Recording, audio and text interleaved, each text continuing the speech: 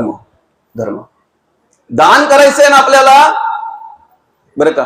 जिथे गरज आहे, जिथे आवश्यकता आहे, तिथे दान करा, तिथे दान करा। बघा, आज खऱ्या अर्थानं आम्ही दान करायची गरज आहे कुठे? ज्या मुलांनी आई वडिलांना सांभाळलं नाही, आई वडिलांनी मुलांना सांभाळलं, त्यांना काय हवं काय नको ते बघितलं, मोठं केलं, किती मोठं केलं, उच्च शिक्षित केलं, पण ज्या आई वडिलांना मुलांनी सांभाळलं नाही, वृद्धाश्रमात नेऊन ठेवले, खऱ्या अर्थानं आम्हाला दान करायची गरज आहे तिथे। ऐकताय ना? बऱ्याचशा ठिकाणी वृद्धाश्रमामध्ये त्या ठिकाणी असलेल्या त्या वृद्धांची काळजी घेतली जाते, त्याप्रमाणे त्यांना काय हवं काय नको ते बघितलं जातंय माऊली।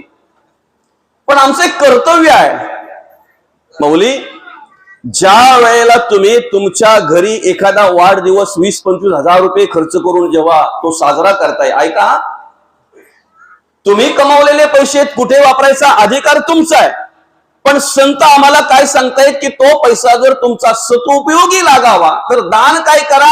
20-25 हजार जर तुम्ही तुमच्या वाढदिवसानिमित्त, लग्नाच्या वाढदिवसानिमित्त, मुलांच्या वाढदिवसानिमित्त किंवा एखाद्या सणाच्या निमित्तानं तुम्ही घरी खर्च करताय की नाही, फक्त 5-10 हजाराचं काहीतरी साहित्य घ्या, काहीतरी अन्न घ्या आणि त्या वृद्धाश्रमात जा, एखाद्या त्या आई बाबांच्या चेहऱ्यावरचा आनंद तुम्ही बघितला ना, तो आशीर्वाद तुम्हाला आयुष्यभर पुरल्याशिवाय राहणार नाही माऊली।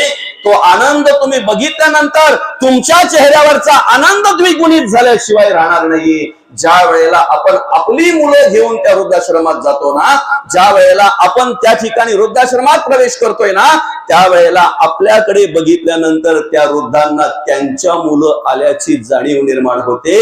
आपली मुलं घेऊन जर लहान लहान त्या ठिकाणी गेलो ना, तर त्यांच्यातील त्यांची नातवंड पाहत असतात बाबा, त्यांची पतवंड पाहत असतात त्या ठिकाणी, आणि तो आनंद त्यांचा द्विगुणित झालेला असतो, अवर्णनीय झालेला असतो। तो आनंद आपण शब्दात सांगू शकत नाही, एवढा आनंद त्या वृद्धांना झालेला असतो।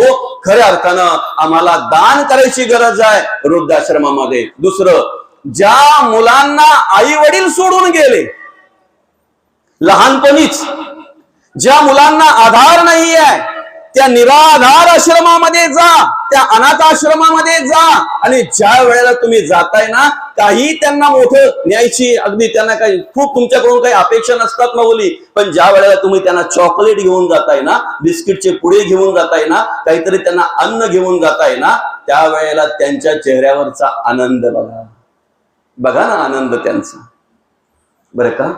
खेड्यापाड्यामध्ये अशा कितीतरी शाळा आहेत।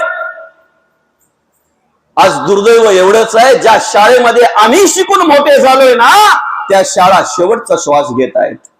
खरं आहे की खोटं आहे सरजी? का?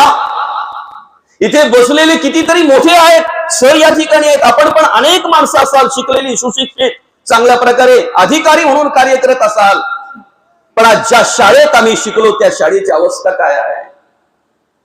खरी दान करायची गरज कुठे आहे? आम्ही खरा धर्म कशाला म्हणतात, खरी देवपूजा कशाला म्हणतात? कितीतरी आदिवासी पाडे असे आहेत की त्या ठिकाणी कमी मुलं असतात, हो बाबा, जास्त नाही, 25, 30, 50। त्या विद्यार्थ्यांसाठी तुम्ही ज्या वेळेला 5-6 हजाराच्या वह्या, पुस्तकं घेऊन जाताय, पेटी, कंपास पेटी, पेन्सिल, पेन घेऊन जाताय, त्या शाळेमध्ये ज्या वेळेला तुम्ही प्रवेश करताय ना, ह्या शैक्षणिक साहित्य घेऊन, त्यावेळेला त्या मुलांच्या चेहऱ्यावरचा आनंद बघा कसा असतो। अहो, सणाचा दिवस असतो त्यांच्यासाठी, नुसती कंपास पेटी त्यांच्या हातात दिलं ना, त्याला किती मोठं दिल्याचं भाग्य, किती मोठं दिल्याचा आनंद त्याला प्राप्त होतोय बघा। आणि काय लागतंय हो त्यांच्यासाठी? मी स्वतः बघितलेली अशी काही आदिवासी पाड्यातली मुलं आहेत, त्यांनी जुन्या वह्या काढाव्यात, त्यांची पानं फाडावी, ती पानं एकत्र करावी, त्याला दाभनाने टाके घालावे, आणि त्या वह्या वापरणारी मुलं मी बघितलेली आहेत। त्यांच्या हातात जर तुम्ही नवीन वही दिली तर त्या नवीन वहीचा सुगंध जो असेल ना दादा, तो आनंद वेगळा असेल, तो आशीर्वाद वेगळ्या प्रकारचा असेल। खऱ्या अर्थानं या ठिकाणी आम्हाला दान धर्म करायची गरज आहे। आपण ज्या वेळेला आपल्या नात्यातला एखादा माणूस आजारी असेल, त्याला पाहायला जातो, केव्हा पाहायला जातो बरं? प्रामाणिकपणे सांगा। जेव्हा तो खाता पिता असेल तेव्हा नाही जातो का? आपण नेलेले 1 किलो सफरचंद बसल्या बसल्या तो खाईल अशा वेळेला जातो, जेव्हा आपल्याला माहिती होतंय आता खाय प्यायचा टाकलाय बरं का, आता माणसा ओळखत नाही बरं का, खरं आहे की खोटं आहे, तेव्हा जेव्हा तो हॉस्पिटलमध्ये असतो ना, तेव्हा आमच्या सफरचंदाच्या पिशव्या, संत्र्याच्या पिशव्या, नाही अजून काय काय काय काय अशा खोचलेल्या असतात तिथे. बरं आम्ही नेण्याच्या आधी तिथे ढीग पडलेला असतो, खरं आहे की खोटं आहे? ऐका जरा व्यवस्थित. कित्येक आमच्याच आजूबाजूच्या आमच्याच समाजातली अशी काही आमच्याच नात्यातली मित्रमंडळी अशी असतात बाबा, की एखादा जर आजारी माणूस त्यांच्या घरामध्ये झाला, एखादा माणूस जर त्यांच्या घरात आजारी झाला, तर त्याच्यावर उपचार करता करता करता करता हैराणी होत असते, त्यांच्याकडे काहीही उरत नाही. नातेवाईकांकडून घेतात, मित्रांकडून घेतात, का तर आमचा असलेला बाबा किंवा आई, आमचा असलेला दादा किंवा ताई त्यांना बरं वाटावं आणि घरी यावं यासाठी ते सर्वोपरी प्रयत्न करत असतात. अशा वेळी तुम्ही दिलेले 500 सुद्धा, ऐका, अशा वेळी तुम्ही दिलेले 500 रुपये सुद्धा त्यांना 5000च्या बरोबर असतात. दिवसाला किती माणसं जात असतील त्या पेशंटला पाहायला, अंदाज आपल्या आपण 30च पकडू, जास्त नाही, 30 पेक्षा जास्त जात असतील, आपण 30च पकडू. 30 माणसांनी नाही जास्त 200 जरी दिले तरी किती झाले? 6000 होतात का? ते 6000 म्हणजे त्या दिवसाची त्या रुग्णाची बऱ्यापैकी फी निघून गेली. 200 म्हणजे आपल्यासाठी काहीच नाही रे, काहीच नाही. सहज कुठेतरी बसलो तर 200 जातात, पण ज्या वेळेला पाहिजे ना त्या वेळेला आम्ही मदत करत नाही. मला सांगा, खरं तर आम्ही जेवढ्या आवडीने आणि जेवढा उत्स्फूर्तपणे आहेर करतो की नाही, आहेर कशाला म्हणतात बरं? कुठे केला जातो? लग्नाच्या वेळी केला जातो, त्याला काय म्हणतात? आहेर. तुम्ही काय आणि मी काय, मुलांची लग्न करताना आपल्या परिस्थितीप्रमाणे करत असतो, आधी नियोजन करतो, आधी तशी आपली परिस्थिती असेल, आपल्याकडे पैसा अडका असेल तर आपण त्यासाठी ते सगळी तयारी करत असतो, बरोबर आहे की नाही? मी म्हणणार नाही की तुम्ही आहेर करू नका, करा, आता करत असेल त्यापेक्षा डबल करा, पण खऱ्या अर्थानं आम्हाला मदतीची गरज आहे, दुखवटा गोळा करायची. तुमच्यावर काय नाही, माझ्यावर काय दादा, दुःखद घटना कधी सांगून येत नाही. आज दादांची आई निघून गेली, 2 वर्षापूर्वी बाबा निघून गेले. उद्या आमच्यावरही एखादी दुःखद घटना घडू शकते, आमच्या कुटुंबात, आमच्या परिवारात, माझ्या भोवती सुद्धा एखादी दुःखद घटना घडू शकते. दुःखद घटना ज्या काही घडतात, दुःखद प्रसंग जे काही येतात ते सांगून येत नाही, पण अशा वेळी आम्ही खऱ्या अर्थानं जे काही असेल ते दुखवटा त्या ठिकाणी जमा करायला पाहिजे. आणि दुखवटा जमा करत असताना परतफेडीची अपेक्षा करू नका, हे महत्वाचं आहे. आहेराची तुम्ही करताय ठीक आहे, पण दुःखाच्या ठिकाणी जर तुम्ही त्या ठिकाणी मदत करत असाल ना, अरे 100 रुपये माणूस असं सहज बोलता चालता घालवतो रे. पोरांना खायला देतो, हल्ली खाऊ खायला 100 रुपये देतोय. जर आमच्या उत्तरकार्यांच्या निमित्तानं जर 400-500 माणसं जर एकत्र येत असतील, 100-100च पकडा ना. कुठे गेला आकडा दादा? आम्ही फक्त 100चा विचार करतोय, पण 100 गुणिले 400 करा ना. गरज अशा ठिकाणी आम्हाला दान धर्म करायची, पण त्या ठिकाणी आम्ही विचार काय करतो, परतफेड करायला परत 100 द्यायला त्यांच्या घरी का जायला, कसा काय जायला भेटल? अरे कसला विचार करताय तुम्ही? इतर वेळेला तुम्ही एखाद्या मित्राच्या बरोबर गेले तर 200-400 रुपयाचा त्याच्याकडून सहज खाता, परतफेडीचा विचार करता का? मग ज्या वेळेला जिथे आम्हाला गरज आहे तिथे दुखवटा जमा केल्यानंतर जर तुम्ही परतफेडीचा विचार करत असाल तर तुमच्या बुद्धीची कीव येते असं म्हणायला हरकत नाही.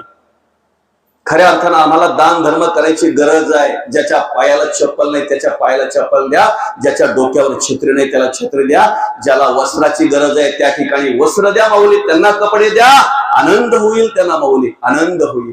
खऱ्या अर्थानं अशा प्रकारे जर आम्ही दान धर्म केलं तर त्याचा पुण्य आम्हाला लाभला जातो. तुम्ही ज्या वेळेला तीर्थक्षेत्राला जाता ना त्यावेळेला प्रवेश केल्यापासून तर देवापर्यंत बऱ्याच हांड्या असतात. मला ते बोलायचं नाही, तुम्ही टाका नका टाकू तो विषय माझा नाही किंवा तो अभ्यासही माझा नाही, पण बाजूलाच असलेल्या एखाद्या कचरा उचलणारा दादा, एखादी पोछा मारणारी ताई, स्वच्छता करणारा, झाडू मारणारा दादा, त्याच्या खिशात जर तुम्ही 20-25 रुपये 50 रुपये जर टाकलेत ना तर डायरेक्ट पांडुरंग परमात्म्याच्या हातात दान दिल्याचं पुण्य तुम्हाला लागेल. पण तिथे आमची बुद्धी काम करत नाही, करते उलट झाडू मारता मारता आम्हाला जर ती झाडू लागली तर त्याच्यावर रोखतो आम्ही. काय समजतंय का नाही समजतंय? अरे देव कळला का दादा तुला? सेवा करणारा देव आहे त्या ठिकाणी चालता बोलता. आणि कधीतरी जर तुम्ही तीर्थक्षेत्री देवाच्या दर्शनाला गेला, तुम्ही करोडपती असाल, ऐका, पण रांगेत दर्शन होत असेल तरच जा. 100-500 खिशात टाकून कोणाच्या तरी दर्शन घेऊ नका, कारण चोर वाटा मूर्तीपर्यंत पोहोचवितात, देवापर्यंत नाही. तुम्हाला जर देवापर्यंत जायचं असेल, तुम्हाला जर देव दर्शनच घ्यायचं असेल, तर शिस्तीत जा, रांगेत जा, श्रद्धेने जा, निष्ठेने जा, विश्वासाने आणि भावाने जा, सद्भावाने जा. देवाचं दर्शन तुम्हाला झाल्याशिवाय राहणार नाही माऊली, देवाचं दर्शन तुम्हाला झाल्याशिवाय राहणार नाही. ज्या दिवशी चालत्या बोलत्या देवांच्या सेवेचा आम्ही विचार करू ना, बघा हा जो तुकोबांनी दान धर्म करायचं जे सांगितलंय तेच तुम्हाला सांगतो.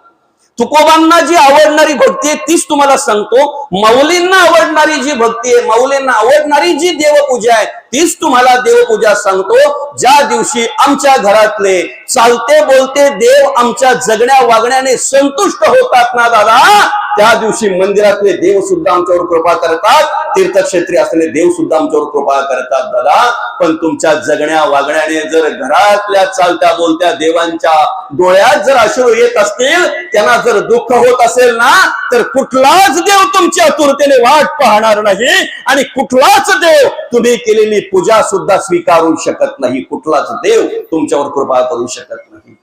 आणि म्हणून देवपूजा जर करायची आम्हाला, बरं का, देवपूजा आमच्याकडून घडावी असं जर वाटत असेल, तर त्यासाठी आम्ही काय केलं पाहिजे? अखंड तुकोबांनी सांगितलेला परमार्थ आम्ही केला पाहिजे, माऊलींनी सांगितलेला परमार्थ आम्ही केला पाहिजे.